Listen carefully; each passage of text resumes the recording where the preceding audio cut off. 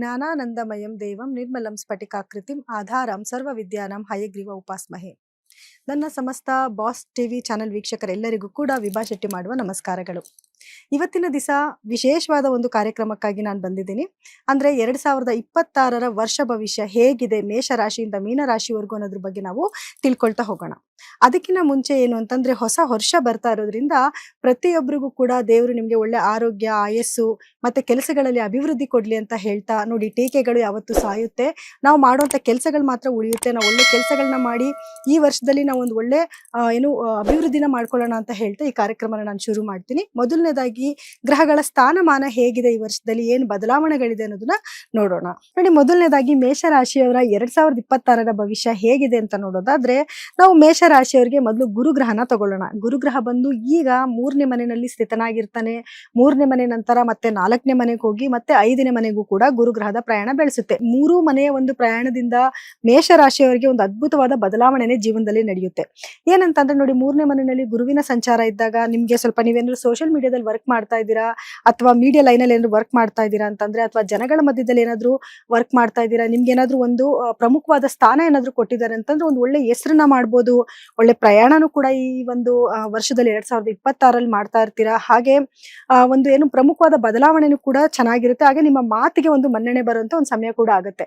ಇನ್ನು 4ನೇ ಮನೆಗೆ ಗುರುವಿನ ಸಂಚಾರ ಆದ ನಂತರ ಏನಾಗುತ್ತೆ ಅಂದ್ರೆ, ಸ್ವಲ್ಪ ಭೂಮಿಗೆ ಸಂಬಂಧಪಟ್ಟಿದ್ದ ವ್ಯವಹಾರಗಳನ್ನ ಮಾಡ್ಕೊಳ್ಳುವಂಥದ್ದು, ಮನೆಯನ್ನೇನಾದ್ರು ರೆನೋವೇಷನ್ ಮಾಡುವಂಥದ್ದು ಅಥವಾ ಮನೆ ತಗೋಬೇಕು ಅಂತ ಪ್ಲಾನಿಂಗ್ಸ್ ಮಾಡುವಂಥದ್ದು, ನಿಮ್ಮ ತಾಯಿಯ ಆರೋಗ್ಯದಲ್ಲಿ ಏನಾದ್ರು ಸ್ವಲ್ಪ ಪ್ರಾಬ್ಲಮ್ ಇತ್ತು ಅಂತಂದ್ರೆ ಅದು ದಿನ ದಿನಕ್ಕೆ ಚೇತರಿಸ್ಕೊಳ್ತಾ ಹೋಗುವಂಥದ್ದು ಹೀಗಾಗತ್ತೆ. ಇನ್ನು 5ನೇ ಮನೆಯಲ್ಲಿ ಗುರುವಿನ ಸಂಚಾರ ಆದ ನಂತರ ಏನಾಗುತ್ತೆ ಅಂದ್ರೆ, ನಿಮಗೆ ಏನು ಕಂಕಣ ಬಲ ಕೂಡ ಬರುವಂತ ಒಂದು ಸಮಯ ಕೂಡ ಅದಾಗಿರುತ್ತೆ. ನೀವೇನಾದ್ರೂ ಮದ್ವೆ ಹುಡುಕಾಟದಲ್ಲಿದ್ರೆ ಅದಕ್ಕೆ ಒಂದು ಒಳ್ಳೆ ಟೈಮ್ ಅಂತ ಆಗುತ್ತೆ. ಹಾಗೆ ಮಕ್ಕಳಿಂದ ನಿಮ್ಗೆ ಒಂದು ಪ್ರಶಂಸೆ ಬರುವಂತದ್ದು, ಅಥವಾ ಮಕ್ಕಳು ಏನೋ ಒಂದು ಕೆಲಸಗಳನ್ನ ಮಾಡಿರ್ತಾರೆ, ಅದರಿಂದ ನಿಮ್ಗೆ ಖುಷಿ ಆಗುವಂತ ಒಂದು ಸನ್ನಿವೇಶ ಕೂಡ ಕ್ರಿಯೇಟ್ ಆಗುತ್ತೆ.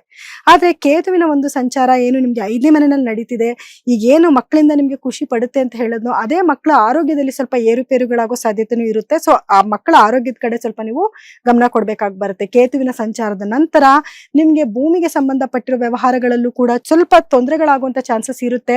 ಸೊ ನೀವೇನಾದ್ರು ಭೂಮಿ ತಗೊಂತಾ ಇದ್ದೀರಾ ಅಥವಾ ಮಾರ್ತಿದ್ದೀರಾ ಅಂದಾಗ ಸ್ವಲ್ಪ ಯೋಚನೆ ಮಾಡ್ಕೊಳ್ಳಿ, ಮತ್ತೆ ಅದಕ್ಕೆ ತಕ್ಕ ಡಾಕ್ಯುಮೆಂಟ್ಸ್ ನ ಚೆಕ್ ಮಾಡ್ಕೊಂಡು ವ್ಯವಹಾರ ಮುಂದುವರಿಸೋದು ಒಳ್ಳೇದು. ಇನ್ನ ರಾಹುವಿನ ಒಂದು ಸಂಚಾರದಿಂದ ಏನ್ ಬದಲಾವಣೆ ಆಗ್ತಿದೆ ಅಂತಂದ್ರೆ, ಈಗ ಆಲ್ರೆಡಿ ರಾಹು ನಿಮ್ಮ 11ನೇ ಮನೆಯಲ್ಲಿ ಸ್ಥಿತನಾಗಿದ್ದಾನೆ. 11ನೇ ಮನೆ ಅಂತಂದ್ರೆ ಒಂದು ಭಾಗ್ಯದ ಮನೆ ಆಗಿರೋದ್ರಿಂದ ಒಂದು ಒಳ್ಳೊಳ್ಳೆ ಅವಕಾಶಗಳನ್ನ ನಿಮ್ಗೆ ತಗೊಂಡ್ ಬಂದ್ ಕೊಡುವಂಥದ್ದು, ವಿದೇಶ ಪ್ರಯಾಣಕ್ಕೆ ಸ್ವಲ್ಪ ಪ್ರೋತ್ಸಾಹ ಮಾಡುವಂಥದ್ದು, ಇದು ಎಲ್ಲಾನು ಕೂಡ ಆಗ್ತಿದೆ. ನಿಮ್ಮ ಕೆಲಸದಲ್ಲಿ ಏನೇ ಕೆಲಸದಲ್ಲಿ ಕೈ ಇಟ್ರು ಕೂಡ ಅದರಲ್ಲಿ ಸಕ್ಸಸ್ ತಗೊಂಬಂದ್ ಕೊಡುವಂಥದ್ದು. ಆದ್ರೆ ಅದೇ ರಾಹು ಯಾವಾಗ್ಲೂ ಅಷ್ಟೇ ಹೆಚ್ಚು ಜಾಸ್ತಿ ಒಳ್ಳೇದನ್ನು ಮಾಡ್ತಾನೆ, ಹಾಗೆ ಕೆಟ್ಟದನ್ನು ಕೂಡ ಮಾಡ್ತಾನೆ. ಆದ್ರೆ ನೀವೇನಾದ್ರು ಇನ್ವೆಸ್ಟ್ಮೆಂಟ್ ಮಾಡ್ತಾ ಇದ್ದೀರಾ ಅಂದ್ರೆ ಸ್ವಲ್ಪ ಕೇರ್ಫುಲ್ ಆಗಿರ್ಬೇಕು.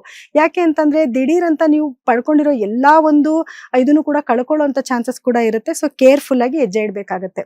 ಇನ್ನ ಶನಿಯ ಒಂದು ಸಂಚಾರ ನಿಮ್ಮ 12ನೇ ಮನೆಯಲ್ಲಿ ನಡೀತಿರೋದ್ರಿಂದ ಸ್ವಲ್ಪ ನಿಮ್ಗೆ ಏನು ಕೆಲಸದಲ್ಲಿ ಹಿನ್ನಡೆ ಅಂದ್ರೆ ಏನು ಸ್ವಲ್ಪ ಲಾಸಸ್ ಆಗುವಂಥದ್ದು ಅಥವಾ ಅಧಿಕವಾದ ಖರ್ಚು ಬರುವಂಥದ್ದು, ಅದರಲ್ಲೂ ಆರೋಗ್ಯಕ್ಕೋಸ್ಕರ ಖರ್ಚು ಬರುವಂತ ಸಾಧ್ಯತೆಗಳು ಜಾಸ್ತಿ ಇರುತ್ತೆ. ಸೊ ಹಾಗಾಗಿ ನೀವು ಒಂದ್ ಸ್ವಲ್ಪ ಆರೋಗ್ಯದ ಕಡೆ ಗಮನ ಕೊಡ್ಬೇಕಾಗಿ ಬರುತ್ತೆ.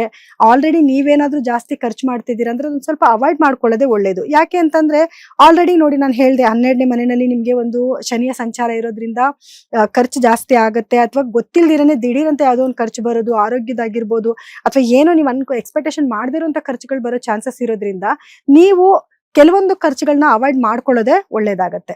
ಆದ್ರೆ ಇನ್ನು ನಿಮ್ಗೆ ಒಳ್ಳೊಳ್ಳೆ ಆಪರ್ಚುನಿಟೀಸ್ ಏನೋ ಬರ್ತಾ ಇರುತ್ತೆ. ಇವಾಗ ಆಲ್ರೆಡಿ ತುಂಬಾ ಜನ ಮೇಷರಾಶಿಯವ್ರು ಅನ್ಕೊಂಡಿರ್ತೀರಾ, 7.7 ಶುರುವಾಗಿದೆ, ಅಯ್ಯೋ ಏನಾಗುತ್ತೋ ಎತ್ತೋ, ಇನ್ನು 2026 ಅಲ್ಲಿ ಹೆಂಗಿರುತ್ತೋ, ಶನಿ 12ನೇ ಮನೆಯಲ್ಲೇ ಕೂತಿದ್ದಾನೆ ಅಂತ ನೀವು ಅನ್ಕೋಬಹುದು. ಖರ್ಚು ಜಾಸ್ತಿ ಆಗುತ್ತೆ ಅನ್ನೋದು ಬಿಟ್ರೆ ಶನಿ ಗ್ರಹದಿಂದ ನಿಮ್ಗೆ ಏನು ಅಂತ ಕೆಟ್ಟದೇನು ಆಗೋದಿಲ್ಲ. ಜೊತೆಗೇನು ಅಂತಂದ್ರೆ, ನೀವೇನಾದ್ರೂ ವಿದೇಶ ಪ್ರಯಾಣ ಮಾಡ್ತಾ ಇದ್ದೀರಾ ಅಂದ್ರೆ ಖಂಡಿತವಾಗ್ಲೂ ಅದಕ್ಕೆ ತುಂಬಾ ಒಳ್ಳೇದನ್ನೇ ಮಾಡ್ತಾನೆ ಶನಿಗ್ರಹ. ಸೊ ಹಾಗಾಗಿ ಮೇಷರಾಶಿಯವರಿಗೆ 2026ರಲ್ಲಿ ತುಂಬಾ ಕೆಡಕಾಗೋದಕ್ಕಿಂತ ಜಾಸ್ತಿ ತುಂಬಾ ಒಳ್ಳೇದೇ ಆಗ್ತಾ ಇದೆ. ಸೊ ತುಂಬಾ ಖುಷಿ ಪಡುವಂತ ಒಂದು ವಿಷಯ ಇದಾಗಿರುತ್ತೆ. ನೋಡಿ, ಇನ್ನು ಮೇಷರಾಶಿಯವರ ಆರೋಗ್ಯ ಹೇಗಿರುತ್ತೆ ಅಂತ ನೋಡೋದಾದ್ರೆ, ಆರೋಗ್ಯದಲ್ಲಿ ಸ್ವಲ್ಪ ಏರು ಇಳಿತಗಳು ಖಂಡಿತವಾಗ್ಲೂ ಆಗುತ್ತೆ. ಯಾಕಂದ್ರೆ ಈಗ ನಾನು ಹೇಳಿರುವಂತ ಗ್ರಹಗಳ ಸ್ಥಾನಮಾನಗಳು ಬಂದು ಮುಖ್ಯವಾಗಿರೋದು ಹೇಳಿದೀನಿ. ಇನ್ನೂ ಕೆಲವು ಗ್ರಹಗಳು ಇದಾವಲ್ವಾ, ನಿಮ್ಮ ರಾಶ್ಯಾಧಿಪತಿ ಆಗಿರಬಹುದು ಅಥವಾ ಬೇರೆ ಶುಕ್ರ ಗ್ರಹ ಆಗಿರ್ಬೋದು, ಬೇರೆ ಗ್ರಹಗಳ ಒಂದು ಬದಲಾವಣೆಯಿಂದ ಏನಾಗುತ್ತೆ, ಸ್ವಲ್ಪ ಆರೋಗ್ಯದಲ್ಲಿ ಏರುಪೇರುಗಳು ಖಂಡಿತವಾಗ್ಲೂ ಆಗುತ್ತೆ. ಮೇಜರ್ ಆಗಿ ಏನಾಗ್ಬೋದು ಅಂತ ನೋಡಿದ್ರೆ, ಸ್ವಲ್ಪ ಏನು ಖರ್ಚು ವಿಪರೀತ ಆಗುವಂಥದ್ದು, ಕೆಲಸದಲ್ಲಿ ಪ್ರೆಷರ್ ಜಾಸ್ತಿ ಇರೋದ್ರಿಂದ ಸ್ವಲ್ಪ ಮೈಕೈ ನೋವು ಬರುವಂಥದ್ದು, ತಲೆನೋವು ಬರುವಂಥದ್ದು, ಈ ರೀತಿ ಕೆಲವೊಂದು ಸಮಸ್ಯೆಗಳು ನಿಮ್ಮನ್ನ ಕಾಡುತ್ತೆ. ಅದನ್ನ ತಕ್ಷಣಕ್ಕೆ ನೀವು ವೈದ್ಯರನ್ನ ತೋರಿಸ್ಕೊಳ್ಳೋದು ಮತ್ತೆ ಮೆಡಿಟೇಷನ್ ಮಾಡೋದ್ರಿಂದನೂ ಕೂಡ ಈ ನೆಗೆಟಿವಿಟಿಯಿಂದ ನೀವು ಖಂಡಿತವಾಗ್ಲೂ ಈಚೆ ಬರ್ಬೋದು. ಹಾಗೆ ತುಂಬಾ ಮುಖ್ಯವಾಗಿ ಹೇಳ್ಬೇಕು ಅಂತಂದ್ರೆ ನೋಡಿ, ಮೇಷರಾಶಿಯವ್ರ ಸ್ವಭಾವ ಸ್ವಲ್ಪ ದುಡುಕಿನ ಸ್ವಭಾವ ಆಗಿರುತ್ತೆ. ಸ್ವಲ್ಪ ಕೋಪ ಜಾಸ್ತಿ ಮಾಡ್ಕೊಂತೀರಾ, ಅದನ್ನೊಂಚೂರು ನೀವು ಅವಾಯ್ಡ್ ಮಾಡ್ಕೊಬೇಕು. ಯಾಕಂದ್ರೆ ನಿಮ್ಮ ರಾಶಾಧಿಪತಿ ಕುಜ ಆಗಿರೋದ್ರಿಂದ ಸ್ವಲ್ಪ ದುಡುಕು ಜಾಸ್ತಿ, ವಾಹನ ಚಲಾವಣೆ ಮಾಡ್ಬೇಕಾದ್ರೆ ಸ್ವಲ್ಪ ಸ್ಪೀಡ್ ಜಾಸ್ತಿ, ಅದನ್ನ ದಯವಿಟ್ಟು ಅವಾಯ್ಡ್ ಮಾಡ್ಕೊಳ್ಳೋದು ತುಂಬಾ ಒಳ್ಳೇದಾಗುತ್ತೆ. ಹಾಗೆ ಕುಜಗ್ರಹದ ಬೀಜ ಮಂತ್ರನ ಪ್ರತಿದಿನ ಪಠನೆ ಮಾಡೋದ್ರಿಂದನೂ ಕೂಡ, ಆಂಜನೇಯನ ಸ್ಮರಣೆ ಮಾಡೋದ್ರಿಂದನೂ ಕೂಡ ನಿಮ್ಗೆ ಏನೇ ನೆಗೆಟಿವಿಟಿ ಬಂದ್ರೂ ಅದರಿಂದ ನೀವು ತಪ್ಪಿಸ್ಕೊಬಹುದು. ಇನ್ನ ಪರಿಹಾರವಾಗಿ ಏನ್ ಮಾಡ್ಕೊಬೇಕು ನೀವು ಅಂತ ನೋಡೋದಾದ್ರೆ ನೋಡಿ, ಮೊದಲನೇದಾಗಿ ಗುರುಗ್ರಹ ನಿಮ್ಮ ಒಂದು ಒಳ್ಳೆಯ ಸ್ಥಾನಮಾನದಲ್ಲಿ ಕುತ್ಕೊಂಡಿರೋದ್ರಿಂದ ಅತಿ ಹೆಚ್ಚು ಗುರುವಿನ ಆರಾಧನೆ ಮಾಡ್ಬೇಕಾಗತ್ತೆ. ಪ್ರತಿದಿನ ಗುರುವಿನ ಮಂತ್ರ ಪಠನೆ ಮಾಡಿ, ಸಾಧ್ಯ ಆದ್ರೆ ವಾರದಲ್ಲಿ ಒಂದ್ಸತಿ ಗುರುವಿನ ದೇವಸ್ಥಾನಕ್ಕೆ ಹೋಗಿ ಬನ್ನಿ. ಹಳದಿ ಬಣ್ಣದ ಸಿಹಿನ ಸ್ವಲ್ಪ ನೀವು ದಾನ ಮಾಡುವಂಥದ್ದು, ಅಥವಾ ಕಡಲೆಕಾಳನ್ನ ಮನೆಯಲ್ಲಿ ಸ್ವಲ್ಪ ಜಾಸ್ತಿ ಸ್ಟಾಕ್ ಇಡೋದು ಕೂಡ ತುಂಬಾ ಒಳ್ಳೇದಾಗತ್ತೆ. ಇನ್ನ ಕೇತುವಿನ ಒಂದು ದುಷ್ಪರಿಣಾಮ ಆಗ್ಬಾರ್ದು ಅನ್ನೋದಕ್ಕೋಸ್ಕರ ಗಣಪತಿಯ ಧ್ಯಾನ ಮಾಡುವಂಥದ್ದು, ಬೀದಿ ನಾಯಿಗಳಿಗೆ ಆಹಾರನ ಅರ್ಪಿಸುವಂಥದ್ದನ್ನ ಮಾಡ್ಕೊಳ್ಳಿ. ಇನ್ನ ರಾಹುವಿನ ಒಂದು ಸಂಚಾರದಿಂದ, ರಾಹು ನಿಮ್ಗೆ ಒಳ್ಳೆ ಸ್ಥಾನಮಾನದಲ್ಲೇ ಇದ್ದಾನೆ. ರಾಹು ಬದಲಾದ ನಂತರನೂ ಕೂಡ ನಿಮ್ಗೆ ಕೆಲಸದಲ್ಲಿ ಆಪರ್ಚುನಿಟೀಸ್ ನ ತಗೊಂಬಂದ್ ಕೊಡ್ತಾನೆ. ಆದ್ರೂ ಅವನಿಂದ ಇನ್ನೊಂದಷ್ಟು ಒಳ್ಳೇದಾಗ್ಲಿ, ಯಾಕಂದ್ರೆ ಕೆಟ್ಟ ಪರಿಣಾಮಗಳು ಬೀಳದೆ ಇರ್ಲಿ ಅನ್ನೋದಕ್ಕೋಸ್ಕರ ನೀವು ರಾಹುವಿನ ಒಂದು ಪರಿಣಾಮಕ್ಕೋಸ್ಕರ ದುರ್ಗಾದೇವಿನ ಹೆಚ್ಚು ಆರಾಧನೆ ಮಾಡ್ಬೇಕಾಗತ್ತೆ.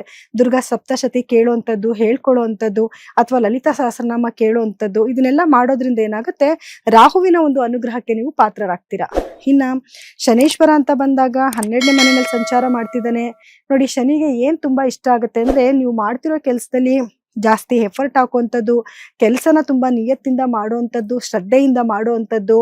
ಸ್ವಲ್ಪ ನೀವ್ ಎಷ್ಟು ನಿಯತ್ತಾಗಿರ್ತೀರೋ ಅಷ್ಟು ಖಂಡಿತವಾಗ್ಲೂ ಶನಿ ಭಗವಂತ ನಿಮ್ಗೆ ಒಳ್ಳೇದನ್ನೇ ಮಾಡ್ತಾನೆ. ಹಾಗೆ ಶನೇಶ್ವರನ ಒಲಿಸ್ಕೊಬೇಕು ಅಂತಂದ್ರೆ ನಿಮ್ ಕೈನಲ್ಲಿ ಸಾಧ್ಯ ಆದಷ್ಟು ಬಡವರಿಗೆ ಸ್ವಲ್ಪ ದಾನ ಧರ್ಮ ಮಾಡುವಂಥದ್ದು. ಅದ್ ಏನಾದ್ರೂ ಆಗಿರ್ಬೋದು, ನೀವು ಅಕ್ಕಿ ಬೇಳೆ ಈ ತರದ್ದು ಸಾಮಾನುಗಳನ್ನ ಕೊಡಿಸ್ಬೋದು, ಬಟ್ಟೆ ಕೊಡಿಸ್ಬೋದು.